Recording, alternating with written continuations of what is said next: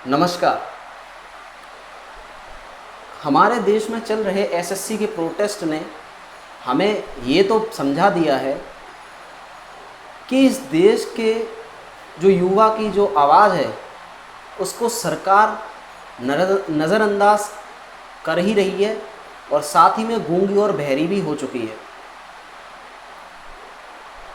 बच्चे लगातार प्रोटेस्ट कर रहे हैं। अभी तक गवर्नमेंट की तरफ से कोई भी ट्वीट नहीं आया है कि कम से कम झूठी एक सांत्वना ही दे देते। और ये केवल एसएससी की बात नहीं है, हर एग्ज़ाम में ऐसा ही हो गया है, चाहे वो रेलवे को लेकर हो, चाहे वो शिक्षक भर्ती को लेकर के हो।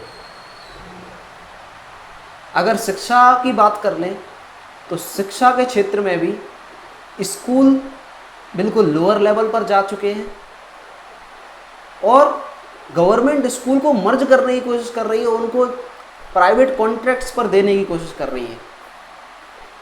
यही चीज़ रेलवे में भी हो गई है, यही हाल रेलवे का भी है।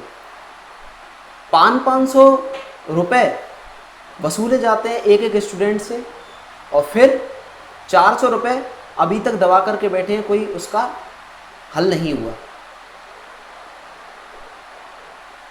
मोदी जी ने जब 2014 में सरकार बनी थी तो इतने वादे किए थे कि भाई लोग अच्छा खासा व्यक्ति भी सुन करके मंत्रमुग्ध हो जाए, लेकिन आजकल उन बातों का कुछ अता पता ही नहीं है। मोदी जी कहते थे कि हम तो भाई फ़कीर आदमी हैं, झोला लेकर के चल देंगे, और आज 10 लाख का सूट पहन करके चल रहे हैं, इतनी महंगी महंगी गाड़ियों में चल रहे हैं। लेकिन इससे भी हमारे देश के छात्रों को आपत्ति नहीं है। चलिए, वो प्रधानमंत्री हैं, उनका पूरा सम्मान है।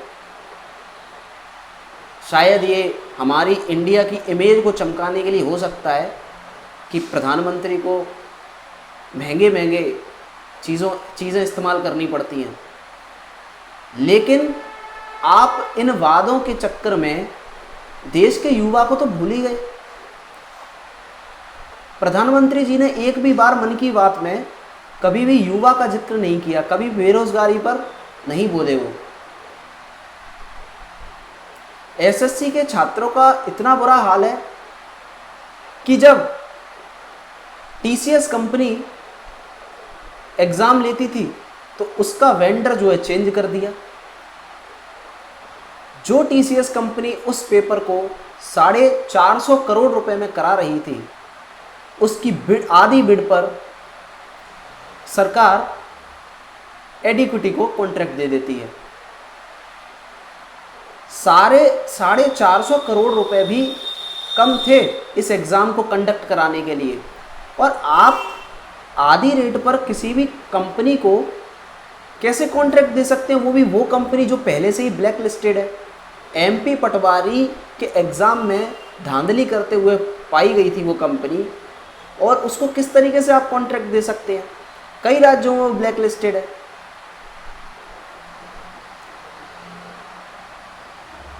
हमारा सिस्टम इतना बेकार हो चुका है एजुकेशन के मामले में कि अब बच्चे को गलत सवाल के लिए भी उसको फीस देनी पड़ती है।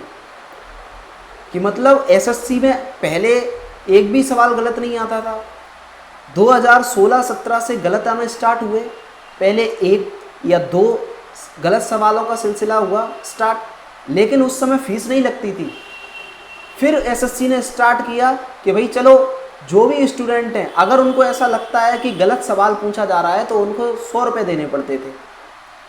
फिर ये इनको मज़ा आने लगा इस चीज़ में। इनको ये लगा कि ये गलत सवाल पूछ करके तो ये एक कमाई का जरिया बन गया है। ये रोजगार बांटने निकले थे युवाओं को, इन्होंने युवा को ही रोजगार समझ लिया। गलत सवाल का सिलसिला इतना बढ़ गया कि आज के समय में 16 से लेकर के 20 सवाल गलत आ रहे हैं, और 20 सवालों में एक एक बच्चे से 2-2 हज़ार रुपये वसूले जा रहे हैं। आप ये मान के चलिए कि 2-2 हज़ार रुपये वसूले जा रहे हैं, तो इससे कितना रेवेन्यू जनरेट होता होगा गवर्नमेंट का। और जब एसएससी से ये सवाल किया गया कि भई आप इतना गलत सवाल क्यों पूछते हैं और इतना पैसा क्यों लेते हैं, तो एसएससी के डायरेक्टर एक शिक्षक से कहते हैं कि ये पैसा क्या मेरी जेब में जा रहा है, ये तो गवर्नमेंट की जेब में जा रहा है और गवर्नमेंट इससे रोड बनाएगी। मतलब गवर्नमेंट को रोड बनाने के लिए आज के समय में युवा से पैसे वसूलने पड़ रहे हैं। तो आप 100 सवाल गलत पूछिए ना, सारी रोडें ठीक कर दीजिए। ये सिलसिला यही नहीं रुकता।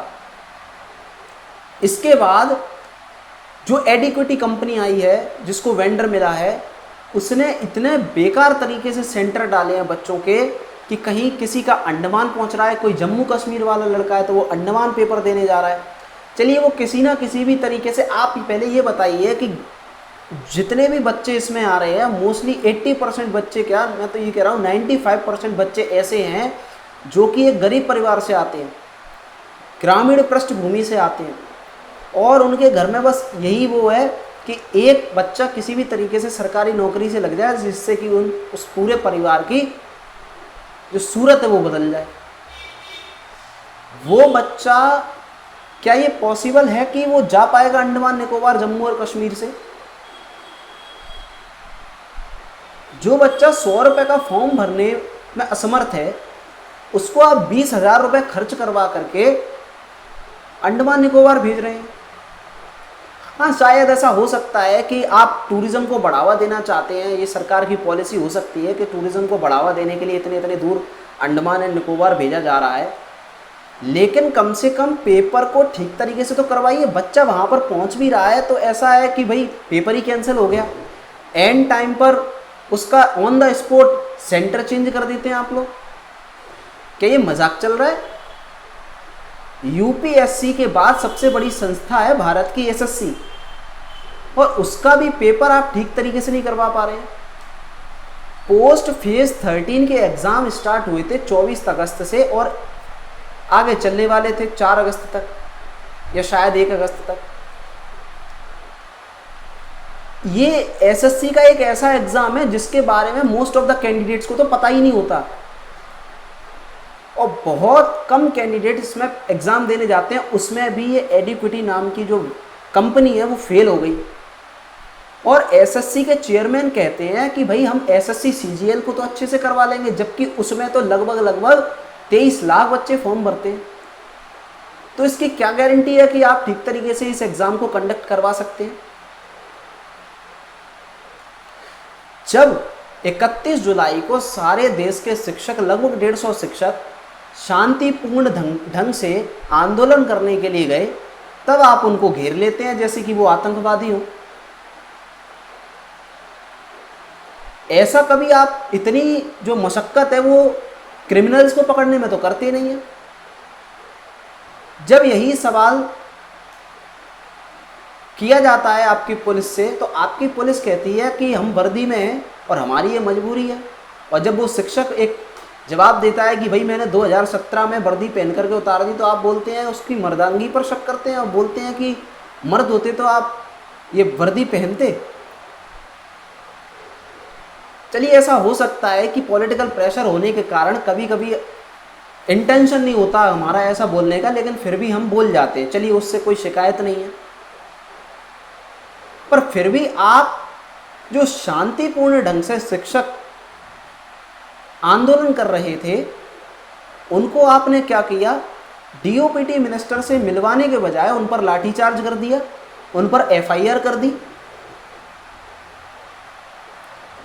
फिर आप कहते हैं कि आप देश को, भारत देश को विश्व गुरु बनाएंगे। अरे जिस देश में गुरुओं पर ही लाठीचार्ज हो रहा है वो काहे का विश्व गुरु? और 2047 तक आप कहते हैं कि भारत को विकसित देश बनाएंगे। 2014 से 2025 आ चली, आपने बहुत सारे वादे किए थे कि 2 करोड़ नौकरियां देंगे। कहाँ गई मोदी जी वो 2 करोड़ नौकरियां? और चलिए, आपने 2025 तक क्या किया? क्या एजुकेशन पर आपने कुछ पॉलिसीज बनाई अच्छी?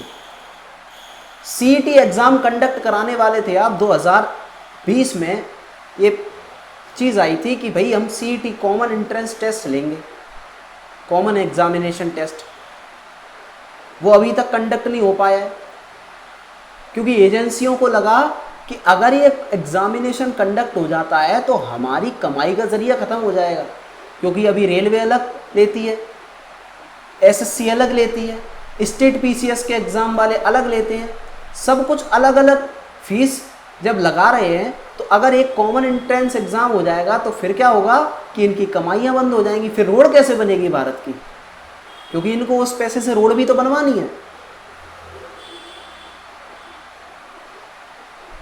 और आपसे मैं ये पूछना चाहता हूँ कि आपने 2047 तक भारत को विकसित भारत बनाने का वादा किया है, क्या आपके पास कुछ रोड मैप है इसका?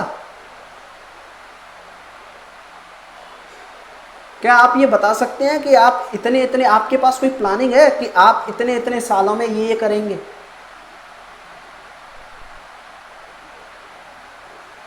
आप बोल देते हैं कि जो समोसा बेच रहा है वो भी रोजगार है, आप जो बोल देते हैं कि जो कुली है वो भी रोजगार है।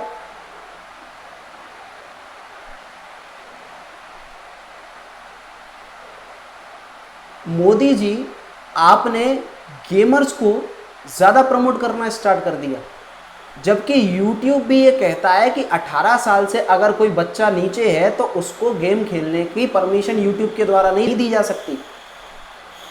लेकिन फिर भी क्या कर रहे हैं आप? गेमर्स को प्रमोट कर रहे हैं। अरे भाई, शिक्षकों को प्रमोट करते।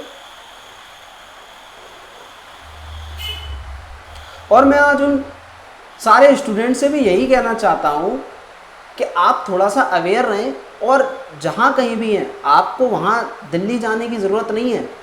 आप अलग अलग तरीके से आवाज़ को उठाएं और इस सरकार, जो सोई हुई सरकार है, उसको जगाइए, चाहे ट्वीट करके, चाहे वीडियो बना करके।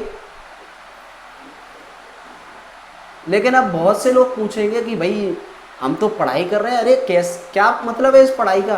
क्या करोगे इस पढ़ाई से? कम से कम अपनी सरकार को तो जगाओ।